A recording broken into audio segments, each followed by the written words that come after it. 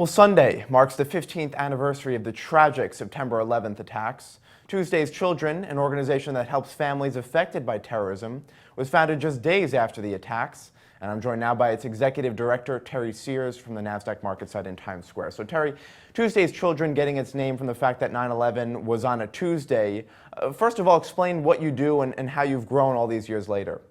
Sure. So Tuesday's Children provides long-term support to all the families and the children, 9/11 responders, as well as families of the fallen. We provide long-term support for all those that lost loved ones, either on that day or the events post, the sort of ripple effect of 9/11, if you will. Yeah, quite a ripple effect. What does the 15th anniversary of the attacks mean for you and the organization? Well, it's sort of like 15 years ago yesterday, I think. It's a funny, sort of mix of it was a long time, but, in some cases, the youngest children are now 14. There was 108 children born after 9/11. The 9/11 responders, 33,000 of them have 9/11 related illness, and 1,600 of them have passed. We know that there's 18,000 military deaths related to either combat accidents or suicide. So the ripple effects of 9/11 go on, and in some populations the needs are increasing.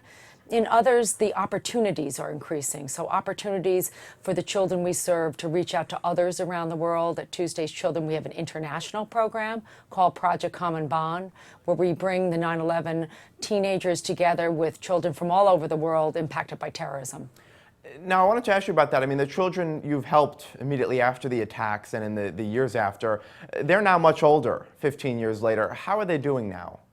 So I would say the youngest children are only, sort of beginning to understand what it means to be a 9/11 kid. I think that the loss, although it's been time, is still very much, a large part of the kids' lives. They miss the dad they never knew.